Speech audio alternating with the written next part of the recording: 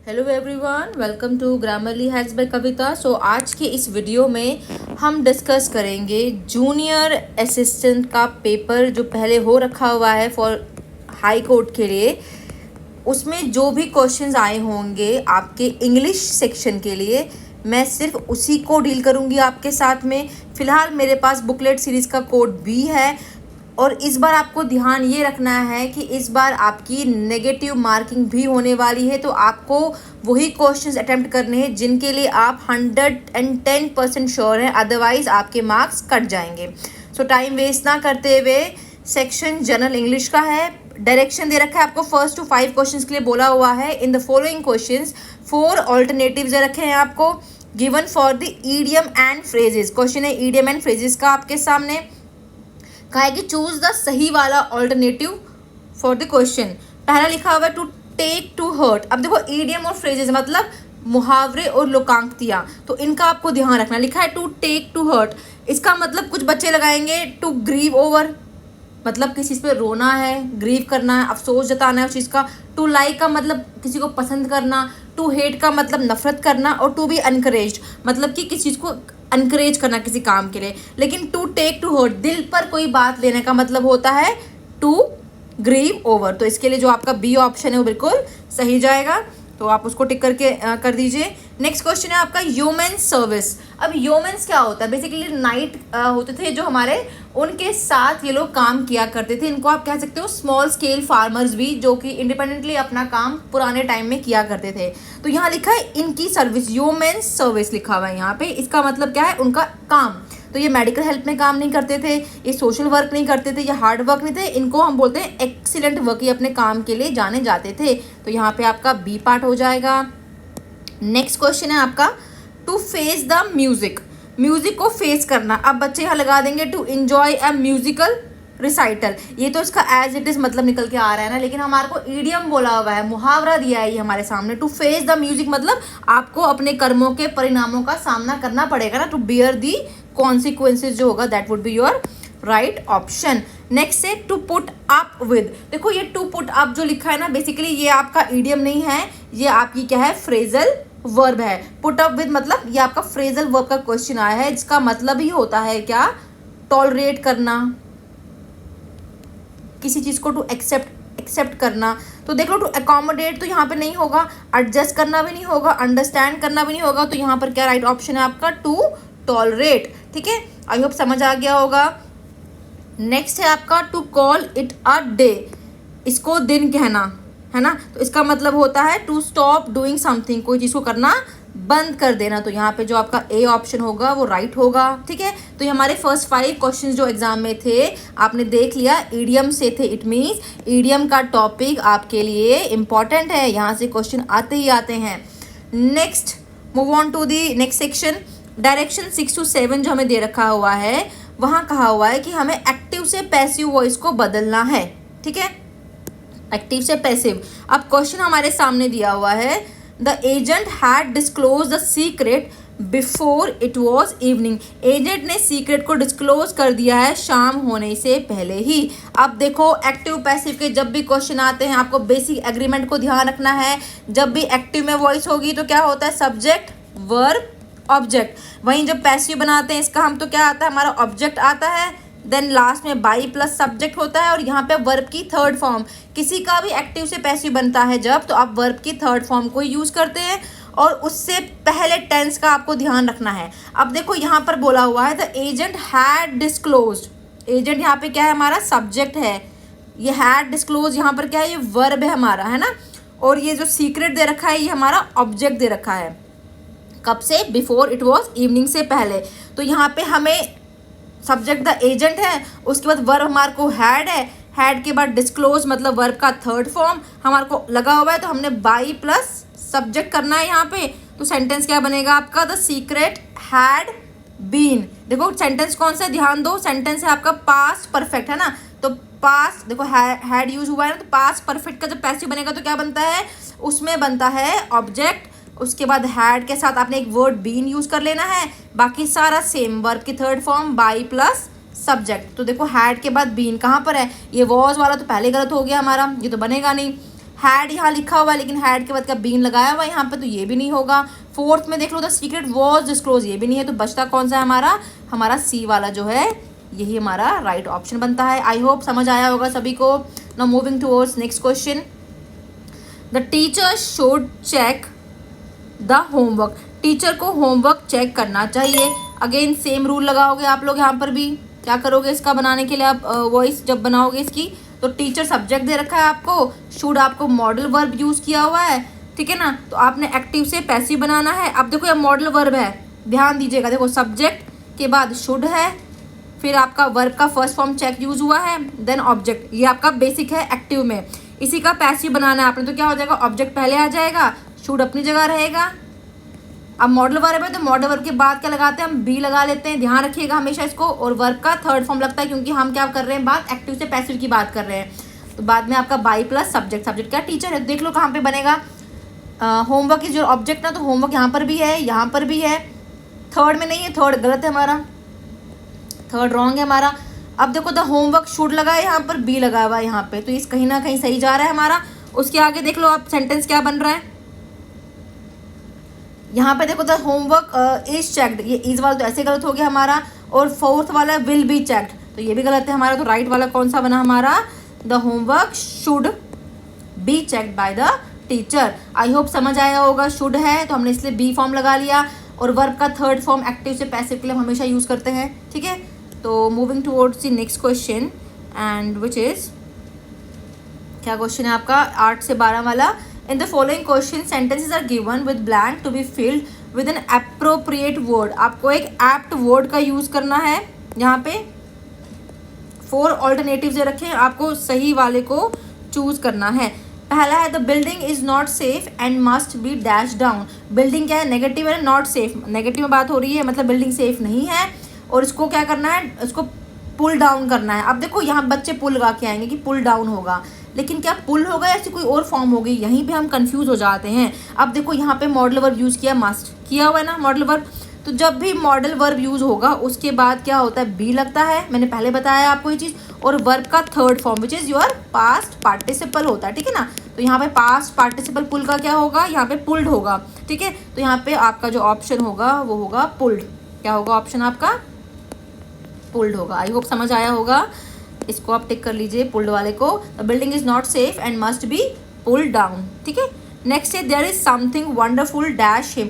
There is, उसमें कुछ अच्छी बात है, उसके बारे में कुछ अच्छी बात है ना, तो ऑफ तो नहीं होगा, फॉर भी यहाँ नहीं होगा, इनसाइड तो अंदर के लिए ये भी नहीं होगा, तो there is something beautiful about होगा ना। तो यहाँ पे जो आपका राइट ऑप्शन होगा वो अबाउट होगा। इसको आप टिक कर लीजिएगा अपने अकॉर्डिंग, अबाउट, ठीक है। ये क्वेश्चन कहाँ से है आपका, दिस इज फ्रॉम प्रपोजिशन, तो ये ध्यान रखिएगा। इससे पहला वर्ब का था, तो देखो बेसिक टॉपिक सारे कवर किए इन्होंने, तो आप ये नहीं कह सकते कि आप वर्ब को छोड़ के चलेंगे एग्जाम में, वर्ब से बहुत क्वेश्चन आते हैं, ठीक है। नेक्स्ट क्वेश्चन है आपका,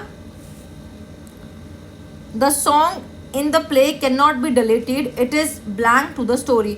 बोला कि जो सॉन्ग है इस प्ले में, इसको हम डिलीट नहीं कर सकते बिकॉज इट इज़, मतलब वो उसका कहीं ना कहीं इंपॉर्टेंट और इंटीग्रल पार्ट है उसका ना। तो इंटरवेन तो नहीं होगा, इंटरवेन का मतलब क्या, दखलंदाजी करना होता है। इनेट का मतलब होता है बाई बर्थ होता है कोई चीज़, जन्मजात, उसको हम इनेट बोलते हैं। एग्जैक्टिंग होता है कोई चीज़ बहुत ही कठिन है आपके लिए, तो यहाँ पे क्या बचता है, इंटीग्रल, मतलब उसी का एक पार्ट है ना। तो यहाँ पे जो ये डी पार्ट है ये आपका, ये बिल्कुल आपका सही हो जाएगा, डी वाला, ठीक है ना। तो इंटीग्रल इज योर ऑप्शन, ठीक है ना। इसको आप इंटीग्रल को याद रखिएगा यहाँ पे। एक सेकेंड। नाउ नेक्स्ट क्वेश्चन है आपका, she remained a dash all her life. वो अपनी उम्र भर क्या रही है, अकेली रही है ना। अब देखो सिंगल ने क्यों नहीं आएगा, क्योंकि यहाँ पे आ लगा है। She remained a single all her life तो नहीं होगा, तो ये ऐसे गलत है। शी रिमेन्ड अ अनमैरिड भी नहीं होगा। बैचलर हम यूज़ करते हैं मेंस के लिए, तो ये भी नहीं होगा। तो बचता क्या है, स्पेंस्टर है ना। तो यहाँ पे right answer would be she remained a spinster. Spinster को बोलते हैं अनमैरिड वुमेन्स को जो शादी नहीं करती हैं, ठीक है। ये हो गया आपके। अगला क्वेश्चन है आपका, do not stay in the grassland after dark comma as some animal become dash when they see human. कहा है कि ग्रास लैंड में अकेले मत रहो रात में, क्योंकि कुछ एनिमल जो होते हैं वो क्या हो जाते हैं, उस टाइम पे एक्टिव हो जाते हैं, राइट। तो अब देखो प्रोवोक का मतलब होगा किसी को आपने जानबूझ के एग्रेसिव करना है, प्रोवोक करना है, उसको बोलते हैं प्रोवोक्ड। आपने किसी को कुछ कहा, वो प्रोवोक हो गया, ठीक है ना। तो यहाँ पे वो चीज़ तो यूज़ नहीं हो रही है। ऑल्टर्ड का मतलब होता है चेंजेस लाना किसी चीज़ के अंदर, तो यहाँ पर वो भी नहीं होगा। यहाँ पे ऑल्टर्ड नहीं, ये अलर्टेड लिखा है, मतलब अलर्ट करना, किसी को सतर्क करना किसी को, ठीक है ना। थ्रेटन मतलब किसी को धमकाना, तो ये भी यहाँ यूज़ नहीं होगा। एनिमल से केस में यूज़ हुआ है, तो यहाँ पर क्या होगा आपका, यहाँ पे होगा आपका एग्रेसिव होगा यहाँ पे आपका, ठीक है ना। नाउ नेक्स्ट क्वेश्चन आपका है, नेक्स्ट क्वेश्चन है आपका, इन the following question choose the word opposite in the meaning of the given word. आपको अपोजिट बताने हैं। इन ऑफेंसिव, देखो वर्ड ही क्या है, इन ऑफेंसिव। ऑफेंसिव का उल्टा क्या हुआ, जो कि ऑफेंसिव ना हो, ठीक है ना। अब यहाँ पे बोलो सेंसिटिव, पहला पार्ट, ऑर्गेनिक, सेंसिबल, रूड, ये 4 पार्ट दे रखे हैं आपको, सही वाला आपको चूज करना है। तो यहाँ पे जो होगा आपका रूड वाला बिल्कुल सही बैठा है, क्योंकि हमें इसका अपोजिट बताना हुआ है, ठीक है ना। नेक्स्ट है डाइवल्ज। डिवल्ज का मतलब होता है टू कंसील करना किसी चीज़ को। आप बोल लो किसी चीज़ को डिस्क्लोज करना भी हम डिवल्ज को बोलते हैं, ठीक है ना। डिस्क्लोज करना या रिवील भी एक अच्छा वर्ड है इसके लिए। तो यहाँ पे क्या आएगा ऑप्शन आपका, कंसील, ठीक है ना, क्योंकि हमें उसका बोला है उल्टा, ठीक है। कंसील मतलब हाइड करना, छिपाना। Next is your Discord. Next क्या है आपका वर्ड, नेक्स्ट वर्ड है आपका डिस्कॉर्ड। डिस्कॉर्ड का मतलब होता है, एक सेकेंड, डिस्कॉर्ड का मतलब डिसएग्रीमेंट। आप किसी कॉन्फ्लिक्ट में हैं, ठीक है ना, आप उस चीज़ से एग्री नहीं करते हैं, डिसएग्री करते हैं तो उसके लिए हम यूज़ करते हैं डिस्कॉर्ड को।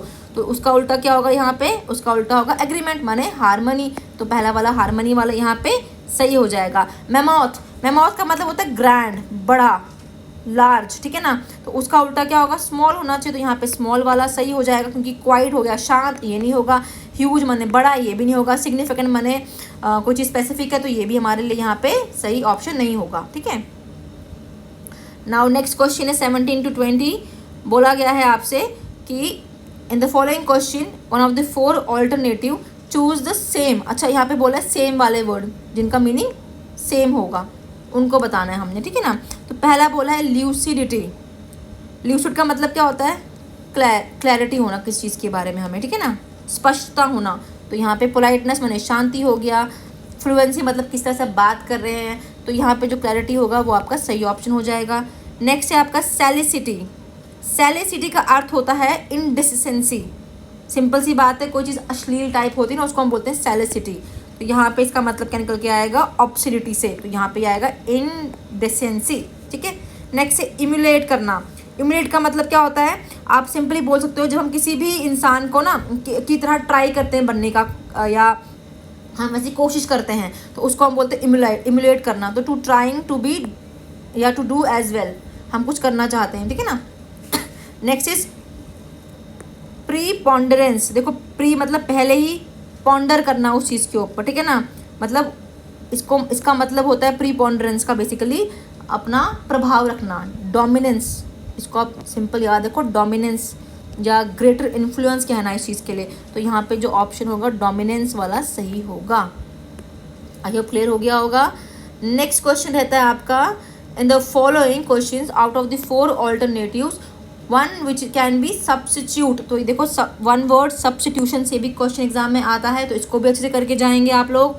अब सेंटेंस क्या लिखा हुआ है आपको, टू आपके सामने, to talk without respect of something sacred Holi.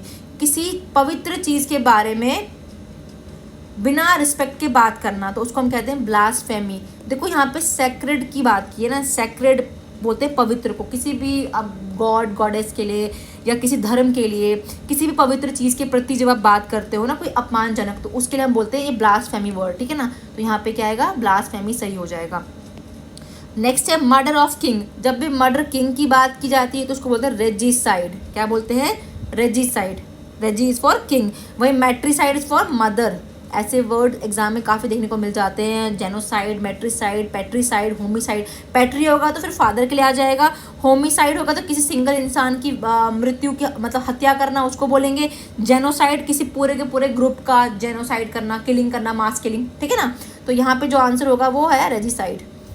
That can not B altered और विदड्रॉन, जिसको हम चेंज नहीं कर सकते उसको हम बोलते हैं इररिवोकेबल। तो ये आपका ए ऑप्शन आ जाएगा, ठीक है ना। तो यहाँ पे क्या हो जाएगा, आपका ए ऑप्शन हो जाएगा। इररिफ्यूटेबल होता है जिसे आप गलत साबित ना कर सको, उसको बोलते हैं रिफ्यूट करना, मतलब आपको प्रूफ नहीं कर पा रहे हो उस चीज़ को। इररेजिस्टेबल क्या हो गया, उसको आप विरोध नहीं कर पा रहे हो, तो ये काफ़ी अलग है, ये इसमें नहीं आएंगे, यहाँ पे इररिवोकेबल आ जाएगा, ठीक है ना, आपका राइट ऑप्शन। नेक्स्ट क्वेश्चन है आपका, one who promotes the idea of absence of government of any kind when every man should be a law into himself. ऐसा इंसान जो इस आइडिया को गवर्नमेंट के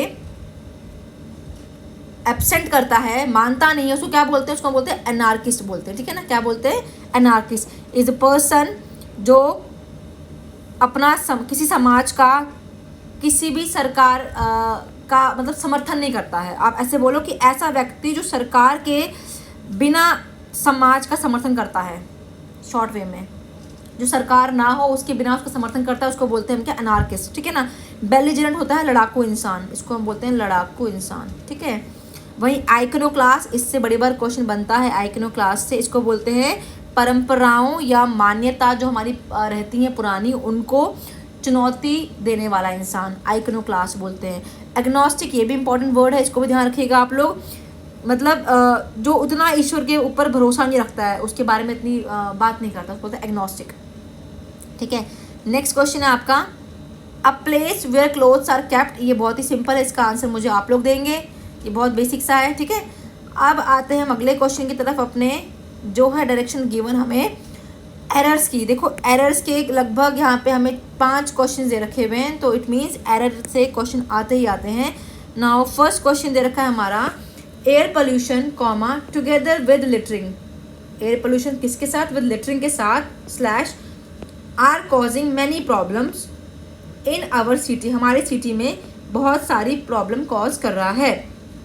तो देखो यहाँ पे लिखा हुआ है, पहले क्या यहाँ लिखा है, एयर पोल्यूशन, ये खुद में कैसा है, ये सिंगुलर है, ठीक है ना।